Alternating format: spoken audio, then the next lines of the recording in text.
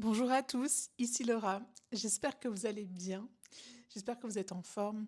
Moi, j'avais envie de vous proposer une vidéo sur le thème des relations. C'est un sujet qui me tient beaucoup à cœur et notamment sur ce qui crée de la dissonance, du conflit dans nos relations interpersonnelles. Alors pour ceux qui ne me connaissent pas, je suis coach en résilience et j'accompagne les personnes qui traversent une épreuve et notamment une rupture amicale, familiale, sentimentale, à reconnecter à la joie, à se reconnecter à la fréquence de la joie. Alors dans cette vidéo, je vais vous partager une prise de conscience que moi j'ai eue et qui m'a permis de changer la dynamique de mes relations, qui m'a permis de les améliorer. Donc restez bien jusqu'à la fin de cette vidéo parce que je vais vous partager cette prise de conscience, mais je vais aussi vous proposer un exercice pour les mettre en pratique. Parce que c'est bien beau de savoir des choses, mais c'est encore mieux de les incarner et de les mettre en pratique. Alors, qu'est-ce qui fait que généralement nos relations se détériorent, on sent qu'une relation s'abîme, qu'il y a des tensions, des non-dits, etc. Il y a tout simplement d'abord nos comportements, nos actions, nos paroles, en fait, qui peuvent entacher la relation, mais surtout, il y a quelque chose dont on ne parle pas, c'est du mécanisme invisible qui se joue en arrière-plan dans la relation. Et ce mécanisme invisible, c'est quoi? C'est essentiellement lié à nos pensées et notamment nos perceptions. Et qu'est-ce que j'entends par là? Par perception, j'entends les perceptions internes que l'on projette sur les autres. Parce qu'en fait, l'autre, il agit un peu comme un miroir. L'autre, en fait, nous renvoie une part de nous qu'on n'a pas appris à aimer, qu'on n'a pas appris à accepter. Et c'est ça qui nous rend si insupportable le comportement ou la manière de se comporter de l'autre. Je vous donne un exemple. Par exemple, quelqu'un qui est très volubile, quelqu'un qui aime bien s'exprimer dans un groupe, qui prend sa place, quelqu'un qui est souverain, quelqu'un qui rayonne, et ça peut agacer quelqu'un qui, dans son système de valeurs, a intégré qu'il fallait pas se mettre en avant, qu'il fallait rester discret, qu'il fallait se mettre en retrait. Vous savez, ce sont ce genre de personnes qui aiment bien sympathiser avec des petits groupes de personnes, à être en one-to-one, à pas trop prendre la place dans un groupe. C'est souvent des personnes qui ont tendance à être rejetées du groupe et qui portent souvent une blessure de rejet. Mais je vais pas m'attarder sur le sujet parce que c'est pas le but en fait de cette vidéo. Peut-être que je le développerai dans une autre vidéo. Mais en tous les cas, le message vraiment que j'ai envie de vous faire passer dans cette vidéo, c'est en fait ce que l'on projette sur l'autre. Et ce que l'on projette sur l'autre, ça dit quelque chose de nous. C'est très lié à notre système de valeurs, c'est très lié à notre propre carte du monde. Et en fait, c'est pour ça qu'on dit que souvent l'autre est un miroir, parce que par effet de miroir, il nous renvoie une part de nous qu'on n'a pas appris à aimer. D'ailleurs, voilà, j'avais noté tout ce que je juge chez l'autre, c'est une part de moi que je n'ai pas appris à accepter. Et donc ça, c'est une chose. Et il y a aussi une deuxième chose dans ce mécanisme en fait de projection et de perception que l'on a de l'autre. C'est des perceptions qui sont liées à ce que l'autre nous renvoie à sa manière d'agir. Donc en fait, ce qu'il faut bien comprendre, c'est que l'être humain, c'est un être multifacette. J'aime bien prendre cet exemple du film Split que vous connaissez peut-être, où c'est le personnage principal, en fait, il a un trouble de la personnalité, hein, c'est un vrai trouble psychiatrique. Et il a différentes personnalités en lui, puis il y en a une qui prend la lumière, je sais plus, il y en a une qui parle espagnol, l'autre qui aime la mode, enfin bref, il est habité par tout un tas de personnages. Sans aller jusqu'à ce trouble psychiatrique, nous avons tous nous-mêmes ce phénomène en fait d'avoir plusieurs personnages en nous.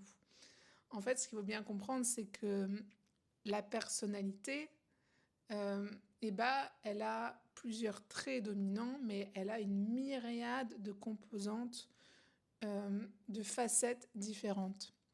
Et donc la personnalité, c'est quoi? En fait, c'est tout simplement le regroupement d'une multitude de personnages. Vous pouvez avoir le personnage colérique, vous pouvez avoir le personnage déprimé, vous pouvez avoir le personnage plaintif, vous pouvez avoir le personnage joyeux, etc., etc., etc. Et d'ailleurs, d'un certain point de vue, tous ces personnages sont fictifs. D'un certain point de vue, ils sont une illusion. C'est d'un point de vue, vous l'aurez compris, métaphysique, spirituel. Mais je ne vais pas rentrer dans les détails, on va rester ici dans cette vidéo sur un plan beaucoup plus terrien, beaucoup plus matière, sur le plan de la psychologie. Et d'ailleurs, ce que nous dit la psychologie, il y a des études qui sont sorties récemment sur le sujet, c'est que la théorie du monomind, donc la théorie du mono-esprit, n'existe pas. On n'a pas une seule personnalité, en fait, on n'a pas un seul esprit, on est composé de différentes facettes. Et ce qui est intéressant aussi de voir, c'est que l'étymologie latine du mot personnage, c'est persona, et ça signifie le masque de l'acteur. Et c'est là que c'est important, c'est qu'on a tendance à prendre le masque de l'acteur que l'on a en face de nous pour la personne, pour l'être dans sa globalité. Et c'est une erreur fondamentale que font la plupart des gens et qui cause énormément d'incompréhension et de conflits et de ruptures avec leurs proches. C'est que on a tous tendance, et moi y compris, à porter un masque en fonction des circonstances, en fonction des personnes que l'on a en face de nous, en fonction des situations, en fonction de l'état d'esprit dans lequel on est à un certain moment. Et le tort que l'on a, c'est de prendre le masque de la personne pour ce qu'elle est. Et donc là, ce qui se passe, c'est qu'on a tendance à enfermer la personne dans des identités restrictives, figées. Ça, c'est pas de moi, cette expression, c'est de Tara Brach, c'est une psychologue américaine qui a écrit des livres qui sont absolument incroyables sur le sujet. Et elle, donc, elle parle de ça, du fait qu'on puisse enfermer les autres dans des identités restrictives, figées. Et c'est ça, en fait, le plus grand mal, entre guillemets, enfin, en tout cas, ce qui cause le plus de tort dans nos relations. C'est qu'on va avoir tendance à dire, un tel, je lui parle plus parce que il est plaintif et je supporte pas, il est toujours en train de se plaindre, il fait sa victime, etc. Mais c'est pas vrai qu'en fait la personne, elle se plaint du matin au soir. C'est pas vrai qu'à aucun moment de la journée ou de la semaine ou du mois, la personne n'est pas dans son pouvoir, elle assume pas ses responsabilités. De même on va pouvoir avoir tendance à dire que cette personne est colérique, mais encore une fois, c'est pas vrai que cette personne est colérique du matin au soir, du moment où elle sort de son lit, du moment où elle prend son petit déjeuner, où elle prend sa douche. C'est pas vrai en fait. Alors oui, je suis d'accord avec ce que certains vont dire. Oui, mais il y a des tendances. Effectivement, il y a des traits de personnalité qui sont plus dominants que d'autres. Mais le problème, c'est qu'on va avoir tendance à fixer notre attention sur ce trait de personnalité-là. Et donc nous-mêmes, on va lui donner de l'énergie et on renforce aussi ce comportement-là chez l'autre parce qu'il y a un effet que le fait qu'on le voit l'autre comme ça, l'autre a tendance à se comporter de cette manière-là. Et ça, c'est quelque chose de plus subtil, mais à force de regarder quelqu'un d'une certaine façon, on a tendance à aussi influencer sur sa manière d'être, sur sa manière de se comporter. Et ça, c'est vraiment un point important à intégrer. Et donc, c'est cette prise de conscience-là que j'avais envie de vous transmettre.